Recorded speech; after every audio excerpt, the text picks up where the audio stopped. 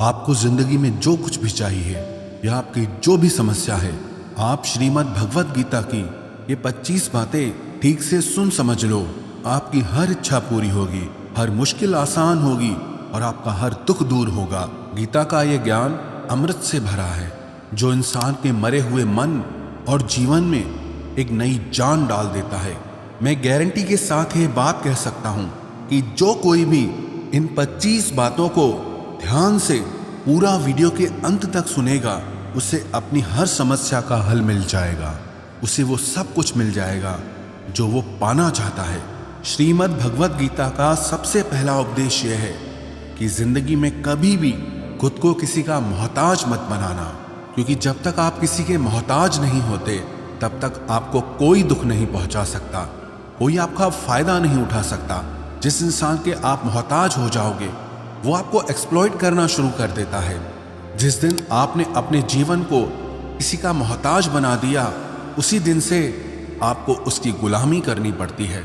औरों की तो छोड़ो, जो लोग अपने नौकरों के, काम वाली बाइयों के मोहताज हो जाते हैं तो उनका सब कुछ सहना शुरू कर देते हैं, क्योंकि उन्हें पता होता है कि आपका काम उनके बिना चल ही नहीं पाएगा और आप खुद से खुद का काम कर नहीं पाएंगे और दूसरा कोई आपको मिल नहीं रहा तो उनका आपको परेशान करना शुरू हो जाता है। लेकिन जब उन्हें यह समझ आता है कि आप अपना काम खुद कर सकते हैं, आपको दूसरे 1000 ऑप्शन मिल सकते हैं, तो वो चुपचाप अपना काम करेंगे। अब अगर आप कोई ऐसी नौकरी करते हैं जहां आपके बॉस के गलत होते हुए भी आप उसका टॉर्चर सहते रहते हैं, तो आपको पता होता है कि आप उसके मोहताज हैं और वो उसका पूरा फायदा लेता है। और तो और जिस घर परिवार में आप रहते हैं, अगर वहां भी आप किसी के मोहताज हैं तो वो आपको पूरा चूस लेता है, क्योंकि वहां आप 24 घंटे रहते हैं, कहीं और जा ही नहीं सकते। आपके सर पे चढ़ के नाचेगा वो इंसान और आपको पूरी तरह से अपने कंट्रोल में रखेगा। लोगों को बहुत मजा आता है अपने से कमजोर इंसान को अपने कंट्रोल में रखने के। आप चाहे 1000 उनके लिए अच्छा करो, चाहे हर वो काम करो जिससे उन्हें खुशी मिले, पर ऐसे लोग आपकी गर्दन को दबा के रखते हैं। आप में अगर कुछ प्रतिभा है तो आपके पंख ही काट दिए जाएंगे। हर वो कोशिश की जाएगी आपके साथ जिससे आप जिंदगी में कभी आगे ही ना बढ़ पाओ। किसी का मोहताज होना मर जाने से भी बदतर होता है। मोहताजी आपको गुलाम बनाकर रख देती है। आपने कभी गौर किया कि आपकी जिंदगी वही लोग खराब करते हैं जिनके आप मोहताज हो जाते हैं। आपका सारा दुख वहीं से आता है जिसके आप मोहताज होते हैं। मोहताजी सिर्फ शरीर या काम की नहीं होती, सबसे बड़ी मोहताजी मन की होती है कि जिंदगी में कोई हमें चाहिए, हमें संभालने के लिए, नहीं तो हम खुश नहीं रह पाएंगे। अकेलापन लोगों से झेला नहीं जाता है। फिर कई बार आप ऐसे लोगों से जुड़ जाते हैं जो आपकी इस मन की मोहताजी का पूरा फायदा उठाते हैं। आप उनसे रिश्ता इसीलिए जोड़ते हैं ताकि आपकी जिंदगी में थोड़ी खुशी आए, पर वो लोग आपको खून के आंसू रुलाते हैं, आपकी पूरी जिंदगी नर्क बना देते हैं। याद रखना एक बात, माँ बाप के अलावा ऐसा दुनिया में आज तक कोई पैदा नहीं हुआ है कि आप जिसके मोहताज हों और वो आपका फायदा ना उठाए। इसीलिए जिंदगी में कभी भी खुद को किसी का मोहताज मत बनाना। श्रीमद् भगवत गीता का दूसरा उपदेश ये है कि जब भी जिंदगी में खुद को अकेला महसूस करो, तब इस सच्चाई को ठीक से समझ लेना कि आप दुनिया में अकेले ही आए थे और अकेले ही जाओगे। वास्तविकता में यहाँ कोई आपका अपना नहीं है। एक दिन तो जो माँ बाप हमें जन्म देते हैं वो भी हमें अकेला छोड़ के चले जाते हैं, तो औरों से तो उम्मीद ही क्या करना। यदि कोई आपका साथ छोड़ दे तो याद रखना कि वो ईश्वर सदा आपके साथ है, वो कभी आपका साथ नहीं छोड़ता। गीता में श्री कृष्ण ने अर्जुन से कहा कि चाहे कोई मनुष्य मुझे माने या ना माने, लेकिन मैं इंसान का साथ कभी नहीं छोड़ता, क्योंकि ये सब मेरी ही संतानें हैं। ममैवांशो जीवलोके जीवभूत सनातन मनश्ष्ठानि इंद्रियाणि प्रकृति स्थानि कर्षति। इंसान को ईश्वर का ही अंश कहा गया है, इसलिए मनुष्य को ईश्वर की संतान कहा जाता है। इसीलिए आपको अकेलेपन से कभी दुखी नहीं होना चाहिए, कभी डरना नहीं चाहिए, बल्कि किसी गलत इंसान के साथ रहने से डरना चाहिए। एक कहावत है कि something is better than nothing, कि कुछ नहीं होने से कुछ होना बेहतर है। लेकिन एक और कहावत है कि nothing is better than nonsense, कि नॉनसेंस लोगों के साथ रहने से अच्छा है आप अकेले ही रहो। इसीलिए गीता का ये उपदेश हर इंसान के लिए बहुत जरूरी है जो खुद को अकेला समझकर दुखी हो जाते हैं। इसीलिए अकेलेपन से डरना, दुखी होना छोड़ दो, क्योंकि यहाँ कोई किसी का नहीं होता। गीता का तीसरा उपदेश यह है कि जीवन में जब भी कोई मुश्किल आए तो हिम्मत मत हारो, बस थोड़ा धीरज रखो। जो लोग मुश्किल वक्त में खुद को थोड़ा संभाल कर धीरज रखते हैं वो हर मुश्किल को आसानी से पार कर जाते हैं। एक राजा अपने गुरुजी के पास गया और उसने गुरुजी से जाकर बोला कि ऐसे तो राज्य में हर प्रकार की खुशहाली है, पर वक्त का कोई भरोसा नहीं है। अगर कभी जिंदगी में कोई मुश्किल वक्त आए, कोई बुरा वक्त आए, तो उस वक्त के लिए मुझे कोई मंत्र दीजिए, कोई शिक्षा दीजिए, कोई उपदेश दीजिए कि उस बुरे वक्त से कैसे बाहर निकलना है। तो गुरुजी ने उसे एक तावीज बांध कर दे दिया और राजा से कहा कि इस तावीज में मैंने एक मंत्र लिख कर रखा है। जब तुम्हारी जिंदगी में बहुत बुरा वक्त आए और तुम्हें लगे कि इससे बुरा तो अब कुछ हो ही नहीं सकता, उस समय पे ये तावीज खोल के तुम इस मंत्र को पढ़ लेना, तुम्हारे अंदर बहुत शक्ति आ जाएगी।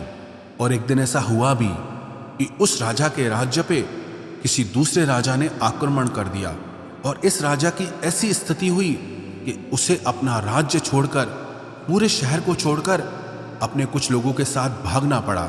उस समय पे राजा बहुत दुखी था और विचार करने लगा कि गुरुजी ने मुझे एक तावीज दिया था कि जब जिंदगी में बहुत बुरा वक्त आए तब इसे खोल कर पढ़ना और इसके अंदर जो मंत्र लिखा हुआ है वो मेरे अंदर शक्ति भर देगा। राजा ने विचार किया कि इससे बुरा वक्त और क्या हो सकता है। उसने गुरुजी का दिया हुआ वो तावीज खोला और उसके अंदर लिखा हुआ था कि ये वक्त भी गुजर ही जाएगा। इस वचन को पढ़कर राजा के मन में एक शक्ति आई, विश्वास जगा कि ये जो बुरा वक्त है ये भी टिकने वाला नहीं है, ये भी निकल ही जाएगा। इसलिए मुझे हिम्मत नहीं हारनी, वापस से अपनी सेना खड़ी करनी है। और उस राजा ने वापस से अपने सैनिकों को जमा करके अपनी सेना को खड़ा किया और उस राजा पे हमला करके अपना राज्य वापस प्राप्त किया। तो जिंदगी में स्थिति चाहे कितनी भी बुरी क्यों ना हो, वो हमेशा के लिए नहीं रहने वाली, वो भी एक दिन गुजर जाएगी। वक्त चाहे कैसा भी हो, एक दिन जरूर बदल जाएगा। हमारी जिंदगी में न जाने कितनी बार दुख आए, कितनी बार मुश्किल वक्त आया, लेकिन हम हर बार निकल जाते हैं। ऐसे ही आपकी जिंदगी में जब कोई मुश्किल वक्त आए, बुरा वक्त आए, तो मन में ये विश्वास रखना कि ये वक्त भी एक दिन गुजर ही जाएगा। इसलिए अपनी हिम्मत मत हारो। अगर आपके अंदर धीरज है तो आप बुरे से बुरे वक्त को भी जरूर पार कर जाओगे। श्रीमद् भगवत गीता का चौथा उपदेश ये है कि जब कोई आपके साथ धोखा या छल करे तो उसको कोसना या दुखी होना छोड़ दो, बल्कि उससे शिक्षा लो कि लोग असलियत में वैसे नहीं होते जैसा आप उन्हें समझ लेते हैं। यहाँ पर ना लोग अपने मुंह पर मुखौटा लगा के घूमते हैं। यहाँ हर इंसान खुद को अच्छा दिखाने की कोशिश करता है, अच्छा बनने की कोशिश कोई नहीं करता। आप किसी के साथ थोड़ा गलत व्यवहार करके तो देखो, उसका असली रंग सामने आ जाएगा। या फिर जब आपकी जिंदगी में कुछ मुश्किल वक्त आएगा तो भी आपको उसका असली रंग देखने को मिल जाएगा। इसीलिए किसी पे भी जल्दी भरोसा नहीं करना चाहिए, किसी से भी इतनी उम्मीद नहीं लगानी चाहिए कि बाद में हमारा दिल ही टूट जाए। क्योंकि दुनिया के ये लोग ना कभी किसी के हुए हैं और ना कभी किसी के होंगे। अपना दिल उस ईश्वर को समर्पित कर दो, फिर देखना आपका दिल कोई नहीं दुखा पाएगा। श्री कृष्ण ने अर्जुन से गीता के 12वें अध्याय भक्ति योग में कहा है, मय्येव मन आधस्तव मयि बुद्धिम निवेशय, कि हे अर्जुन तू अपना मन, अपनी बुद्धि, अपना दिल मुझ में लगा दे, फिर देखना तेरा दिल कोई नहीं दुखा पाएगा, कोई तेरा दिल नहीं तोड़ पाएगा। याद रखना, इस दुनिया में आप जिससे भी सबसे ज्यादा दिल लगाओगे, सबसे ज्यादा दुख भी आपको वही इंसान देगा। क्योंकि इस दुनिया में ना दिल की कोई कदर नहीं है, भावनाओं की कोई कदर नहीं है। यहाँ कदर होती है मतलब की, फायदे की, कि आपसे किसी का क्या फायदा हो सकता है। जब तक आपसे लोगों का मतलब है तब तक सब लोग आपसे अच्छा चलते हैं। जैसे ही उनका मतलब खत्म हो जाता है वैसे ही उनका बात करने का तरीका भी बदल जाता है। इसीलिए जब आप किसी से नया नया मिलते हैं तो उस पर यकीन मत करिए। वो सिर्फ एक मुखौटा है आपको दिखाने के लिए, आपको फंसाने के लिए। अब ये आप पर निर्भर करता है कि आप उसमें फंसते हैं या अपनी समझ से काम लेते हैं।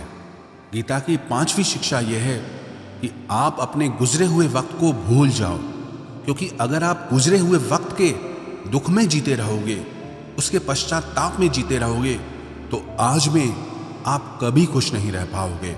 समझदार लोग जो समय चला गया है उसका दुख कभी नहीं करते। आपका बीता हुआ कल कैसा भी क्यों ना हो, पर उसका प्रभाव आपके आज पर नहीं पड़ना चाहिए। जो भी आपके साथ हुआ उससे सबक लो, शिक्षा लो कि अब ये जिंदगी में आगे नहीं होने देंगे हम, और जीवन में आप आगे बढ़ जाओ। कई बार ना लोग रोते रहते हैं कि उस इंसान ने मेरे साथ इतना गलत किया, इसीलिए आज जिंदगी में मैं इतना दुखी हूं। लोग कोसते रहते हैं दूसरों को कि उसकी वजह से मेरी जिंदगी में दुख है, उसकी वजह से मेरी जिंदगी खराब हो गई है। लेकिन जब तक आप उसे कोसते रहेंगे आप जिंदगी में कभी खुश नहीं रह पाएंगे, कभी आगे नहीं बढ़ पाएंगे। जो हुआ, जो लोगों ने आपके साथ किया, उसे आप बदल नहीं सकते, लेकिन आपका आज आप जरूर बदल सकते हो। कल के दुख से छूटना चाहते हो तो कल में नहीं, आज में जीना शुरू करो। आपको ऐसा एक भी इंसान नहीं मिलेगा जो अपने कल में जीता हो और प्रसन्न रहता हो। आपको सिर्फ वही इंसान खुश रहेगा जो अपने आज में जीता है। कल में जीने वाला इंसान किसी न किसी पीड़ा से जुड़ा होता है, किसी न किसी दुख, किसी न किसी पश्चाताप से जुड़ा होता है। कल में जीना आपकी जिंदगी की सारी खुशियां छीन लेगा। तो जितना हो सके अपने पास्ट को भूल जाइए और अपने प्रेजेंट में जीना शुरू कीजिए।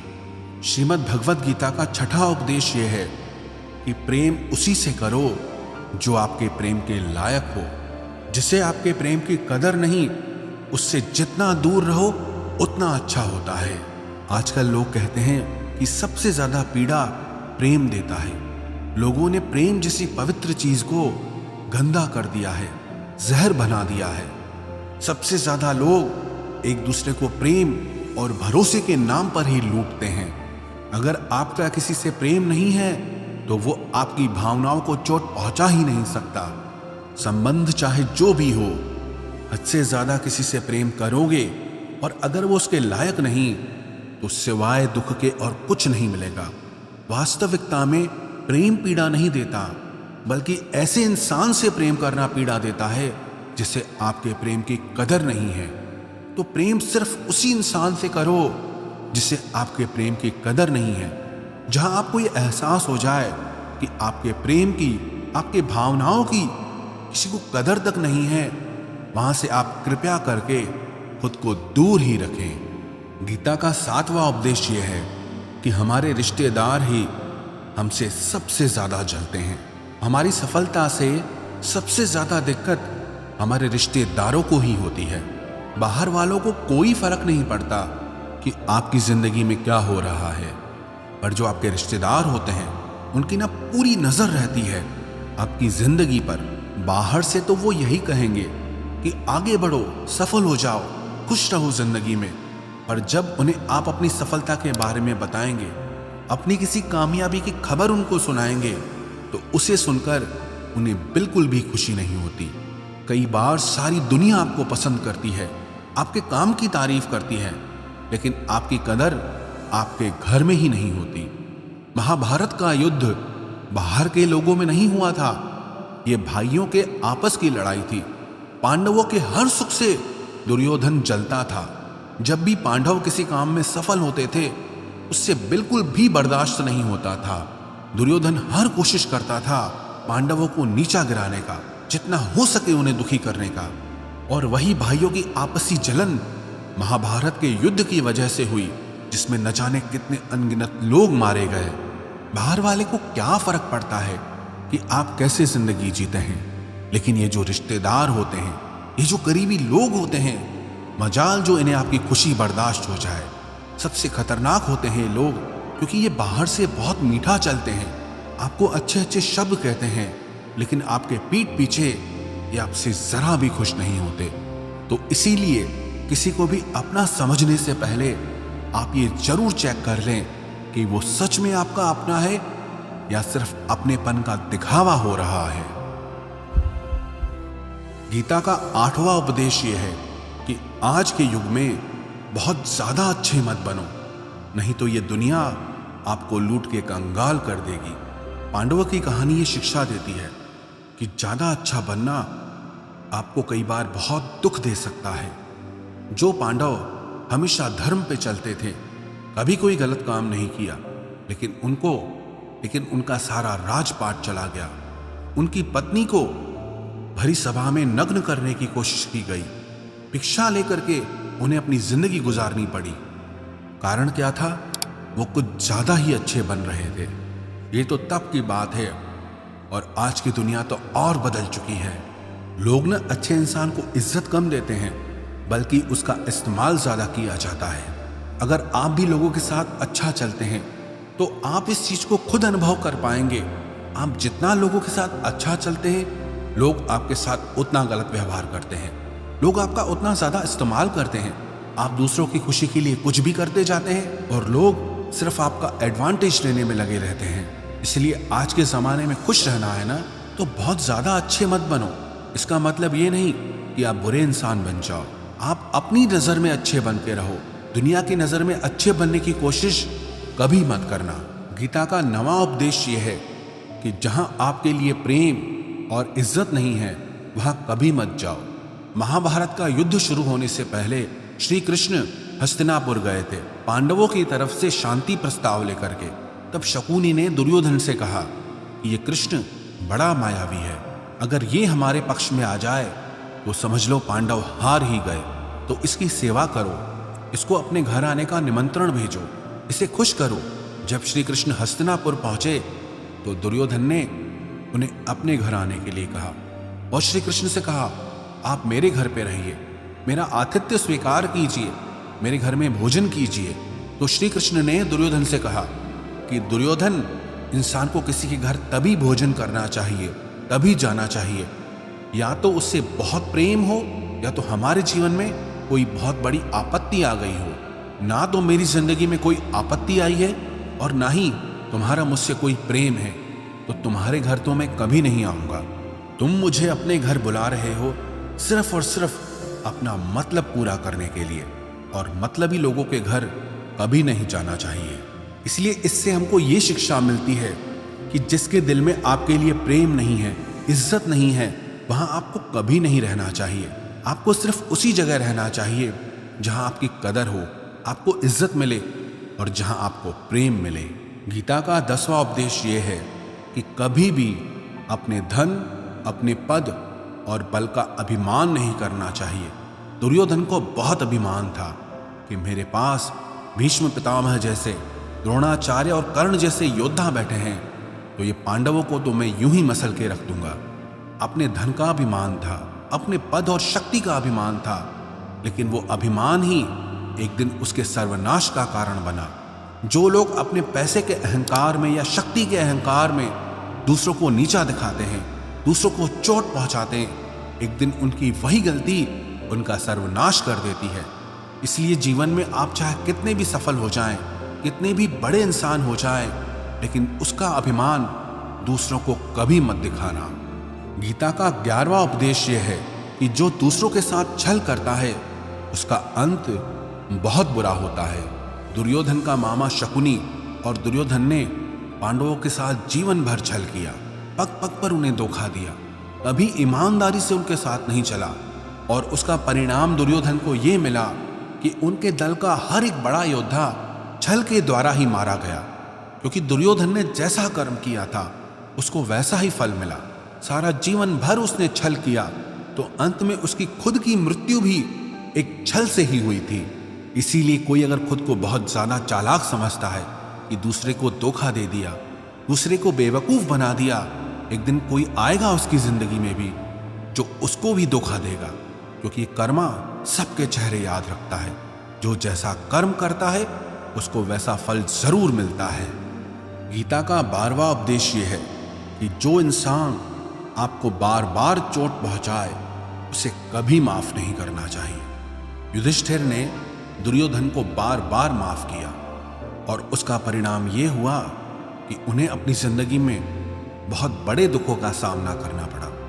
वो इंसान अगर एक बार गलती करे तो माफ करना फिर भी ठीक है, लेकिन कोई अगर बार बार गलती करे उसे माफ करना आपको बहुत ज्यादा नुकसान पहुंचाएगा, क्योंकि वो गलती नहीं हो रही है उससे, वो उसकी आदत है, वो ऐसा ही है, वो हमेशा आपके साथ ऐसा करेगा। तो बहुत ज्यादा दयालु मत बनो। किसी को माफ करने में और बेवकूफ बनने में बहुत बड़ा अंतर होता है। किसी को अगर एक बार आप माफ भी कर रहे हो तो उस इंसान से आप जरूर सावधान रहना। कहते हैं आजमाए हुए को फिर आजमाना मिट्टी मुंह में डालने के बराबर होता है। जिससे धोखा खाया है, जिससे आपको तकलीफ मिली है, उस पे भरोसा गलती से भी मत करना। तो माफ उतना ही करो जितने में आप बेवकूफ ना लगो। गीता का 12वां उपदेश यह है कि अपनी खुशी और अपना दुख हर किसी के आगे जाहिर नहीं करना चाहिए, क्योंकि लोग आपकी खुशी पे नजर लगा देते हैं और आपके दुख में आपकी हंसी उड़ाने लगते हैं। आपकी खुशी से कोई खुश नहीं होता, लोगों को जलन होती है। हर आंसू आंख में लाया ना करो, हर जख्म सबको दिखाया ना करो। यहाँ लोग हाथ में नमक लिए फिरते हैं, इसलिए अपना हर दर्द सबको दिखाया ना करो। लोग तो बैठे ही हैं दुखी इंसान को और दुखी करने, और जो खुश है उसको तकलीफ पहुंचाने के लिए। रही मन निज मन की व्यथा, निज मन राखो लेह। अपने मन की हालत अपने तक ही रखो, सिर्फ उसे बताओ जिसे उसे समझने की समझ हो। गीता का 14वां उपदेश ये है, आप चाहे कितने भी अच्छे हों, लेकिन अगर बुरे लोगों के साथ रहोगे तो आपका भी वही हाल होगा जो बुरे लोगों का होता है। भीष्म पितामह एक ब्रह्मचारी थे, धर्मात्मा थे, लेकिन वो अधर्म के पक्ष में खड़े हो गए। द्रोणाचार्य भी एक ब्राह्मण थे, लेकिन वो अधर्म के पक्ष में खड़े हो गए। तो अंत में उनका वही हाल हुआ जो एक अधर्मी इंसान का होता है। उनको मृत्यु के समय भयानक पीड़ा का सामना करना पड़ा। इसलिए गलत संग में कभी नहीं रहना चाहिए, क्योंकि कई बार आपको उनके संग में रहने की वजह से उनके ही कर्मों की सजा मिलने लगती है। फिर आपको समझ नहीं आता कि मैंने तो कुछ किया भी नहीं, मैं तो खाली इनके साथ रहता हूं, मुझे दुख क्यों मिला। बुरे लोगों का संग आपकी जिंदगी में कभी खुशी नहीं लाएगा, इसलिए हमेशा अच्छे संग में रहना चाहिए। गीता का 15वां उपदेश यह है कि मूर्ख और दुष्ट लोगों को कभी ज्ञान नहीं देना चाहिए। इससे उनके अहंकार को चोट लगती है और वो आपके लिए मन में वैर भाव रख के बैठ जाते हैं और वक्त आने पर आपको ही नुकसान पहुंचाते हैं। गीता का 16वां उपदेश है कि किसी से भी हद से ज्यादा लगाव कभी मत रखना। दुर्योधन के पिता धृतराष्ट्र का राजगद्दी से बहुत ज्यादा लगाव था। राजगद्दी के आगे उन्हें कुछ भी दिखाई नहीं देता था और गद्दी के लिए उनका वो हद से ज्यादा लगाव और मोह पूरे राष्ट्र को ले डूबा, अनगिनत लोगों की मौत का कारण बन गया। आप भी जब ऐसे ही किसी के पीछे हद से ज्यादा पागल हो जाते हैं तो वो चीज आपको मिले या ना मिले, लेकिन आपकी जिंदगी जरूर खराब कर देती है। गीता का 17वां उपदेश यह है कि क्रोध मनुष्य का सर्वनाश कर देता है। क्रोधी इंसान का कोई मित्र ही नहीं होता, हर इंसान उससे दूर भागता है, उसके सारे रिश्ते समाप्त हो जाते हैं। जो इंसान अपने क्रोध को नहीं संभाल सकता वो जिंदगी में कुछ भी संभाल नहीं सकता। गीता का 18वां उपदेश है कि अपने मन को शांत रखना सीखो, क्योंकि अशांत मन जीवन में सिवाय दुख के और आपको कुछ नहीं देने वाला, और एक शांत मन आपको जीवन में प्रेम और आनंद ही देगा। दुख और सुख सिर्फ शांत और अशांत मन के परिणाम है। अशांत मन दुख को ही जन्म देता है और शांत मन परम आनंद को जन्म देता है। गीता का 19वां उपदेश यह है कि आंखों से सच दिखने वाली बात पर भी एकदम से जल्दी भरोसा नहीं करना चाहिए। ऐसी बहुत कहानियां आपने सुनी होगी कि कई बार आंखों से दिखने वाली बात भी सच नहीं होती है। इसीलिए भरोसा करने में कभी भी जल्दबाजी मत करना। गीता का 20वां उपदेश यह है कि लोगों में अपना सहारा ढूंढना छोड़ दो। सबसे बड़ी आपके मन की यही कमजोरी होती है कि आप दूसरों में सहारा ढूंढते हैं, और यही चीज आपको कमजोर बनाती है। यही चीज आपका खुद पे विश्वास खत्म कर देती है। जो लोग सोचते हैं ना कि ये तो मेरा सहारा है, ये तो मुश्किल वक्त में मुझे काम आएगा, वही लोग मुश्किल वक्त में सबसे ज्यादा दुखी और अकेले पड़ जाते हैं। आप सिर्फ ईश्वर को अपना सहारा बनाओ। देखना, जब भी कोई मुश्किल आएगी ना, वो किसी न किसी को आपकी मदद के लिए भेज ही देंगे। दुनिया को सहारा मत बनाओ, क्योंकि वो खुद अपने लिए सहारा ढूंढ रहे हैं। वो आपका सहारा कैसे बनेंगे? तो अपना सहारा दुनिया को नहीं, ईश्वर को बनाना चाहिए। गीता का 21वां उपदेश यह है कि बहुत ज्यादा मीठे बोलने वालों से और ज्यादा तारीफ करने वालों से सावधान रहना चाहिए, क्योंकि लोग मीठा सिर्फ तभी बोलते हैं जब उनको आपसे अपना मतलब निकालना होता है। आपकी तारीफ भी सिर्फ तभी की जाती है जब उन्हें आपसे अपना काम निकालना होता है। याद रखना कि तारीफ आपको जिंदगी में कभी भी फ्री में नहीं मिलने वाली। अगर कोई आपकी तारीफ कर रहा है तो कुछ न कुछ उसके लिए आपको चुकाना ही पड़ेगा। इसलिए जो बहुत ज्यादा मीठा बोलते हैं या जो आपकी तारीफ करते हैं, उनसे जरा सावधान रहना चाहिए। गीता का 22वां उपदेश यह है, जो आपके मुंह पे अपनापन दिखाए, आपकी पीठ पीछे आपको नुकसान पहुंचाए, ऐसे लोगों से दूर ही रहना। चाणक्य ने कहा है कि ऐसे लोग उस घड़े की तरह होते हैं जिसके मुंह पे तो अमृत लगा है, लेकिन जिसके भीतर जहर भरा हुआ हो। आप जिसे अमृत समझकर पी जाते हैं, वास्तविकता में वो जहर ही होता है। विष कुंभम पयोमुखम। तो ऐसे लोगों को जहर की तरह छोड़ देना चाहिए, जो अपनेपन का दिखावा करे और पीछे से हमेशा आपको नुकसान पहुंचाएं। गीता का 23वां उपदेश यह है कि जिस रिश्ते में मर्यादाएं टूट जाती है, वहां सिर्फ सर्वनाश ही होता है। कोई आपसे बड़ा है या छोटा है, अगर वो रिश्तों में अपनी मर्यादाओं को तोड़ देगा तो वह रिश्ता कभी नहीं टिक सकता। रिश्ता सिर्फ तभी चलता है जब दो लोग एक दूसरे की इज्जत करते हैं, रिस्पेक्ट करते हैं और कभी अपनी लिमिट क्रॉस नहीं करते हैं। जिस रिश्ते में कोई लिमिट नहीं है, एक दूसरे के लिए इज्जत नहीं है, वो रिश्ता आज नहीं तो कल खत्म ही हो जाता है। गीता का 24वां उपदेश यह है कि जीवन में कई बार नया शुरू करने के लिए पुराने को पूरी तरह से मिटाना पड़ता है। श्री कृष्ण से कुंती ने पूछा था कि हे कृष्ण, क्यों तुमने इतना बड़ा महायुद्ध करवा दिया? तो श्री कृष्ण ने बोला कि अधर्म बहुत बढ़ गया था, और इस अधर्म का पूरी तरह से नाश करने के लिए, एक नए युग को लाने के लिए पुराने का सर्वनाश करना बहुत जरूरी होता है। जब कोई बिल्डिंग पूरी तरह से भंगार हो जाती है, बहुत पुरानी हो जाती है, तो उसे पूरी तरह से तोड़कर फिर से नवनिर्माण होता है। ऐसे ही आपके जीवन में भी आपको कुछ नया करना है तो पुराने को पूरी तरह से मिटाना होगा। गीता का 25वां उपदेश यह है कि इंसान ही आजकल इंसान का दुश्मन हो गया है। चाहे आप बिजनेस में देख लो, चाहे आप रिश्तों में देख लो, किसी भी फील्ड में आप देख लो, इंसान ही इंसान को नुकसान पहुंचा रहा है। इतना कंपटीशन बढ़ गया है, इतनी चोरियां बढ़ गई है, इतना क्राइम बढ़ गया है। शास्त्रों में जो कलयुग के लक्षण लिखे गए हैं ना, कि एक दिन इंसान ही इंसान को खाएगा, वो समय तो आ गया है। इंसान ही तो इंसान को खा रहा है, एक दूसरे का बिजनेस खा रहा है, एक दूसरे की नौकरियां खा रहा है, एक दूसरे की जिंदगी की खुशियां खा रहा है। इंसान जो दुखी है उसे और दुखी करो, जो खुश है उसे परेशान करो। यही तो हो गया है आजकल। कहने को तो सब इंसान है, लेकिन इंसानियत कहीं दिखती ही नहीं है। एक सेठ के घर से एक भिखारी निकल रहा था। उसने उस सेठ से कहा कि मुझे एक गिलास पानी पिला दीजिए, बहुत प्यास लगी है, बहुत दूर से पैदल चल के आया हूँ, मेरे प्राण निकल रहे हैं। तो वो सेठ बोला कि अभी आदमी नहीं है, आदमी आ जाए आपको पानी दे दिया जाएगा। थोड़ी देर बाद उस भिखारी ने सेठ से कहा, आप कृपया करके मुझे एक गिलास पानी पिला दीजिए, मैं चला जाऊंगा।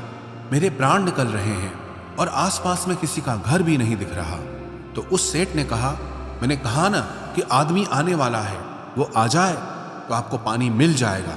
फिर वो भिखारी उस सेठ से कहने लगा कि तुम खुद ही आदमी क्यों नहीं बन जाते, थोड़ी देर के लिए तुम ही आदमी बन जाओ। आजकल यही हो गया है, यहाँ कोई आदमी बनने को तैयार ही नहीं है। बस लोग एक दूसरे को नोचने में लगे हैं, एक दूसरे का फायदा उठाने में लगे हैं। इसलिए ही कलयुग को मतलबी युग कहा जाता है कि लोग सिर्फ और सिर्फ एक दूसरे से अपने मतलब से ही जुड़े हुए हैं। तो गीता की ये 25 बातें अगर आप ठीक से समझ लेंगे और इन्हें हमेशा याद रखेंगे तो विश्वास रखना, दुनिया में किसी की ताकत नहीं है जो आपके मन को और आपके दिल को चोट पहुंचा सके, आपको दुखी कर सके। ये 25 शिक्षाएं अगर आप हमेशा याद रखोगे तो जिंदगी में हमेशा खुश रहोगे।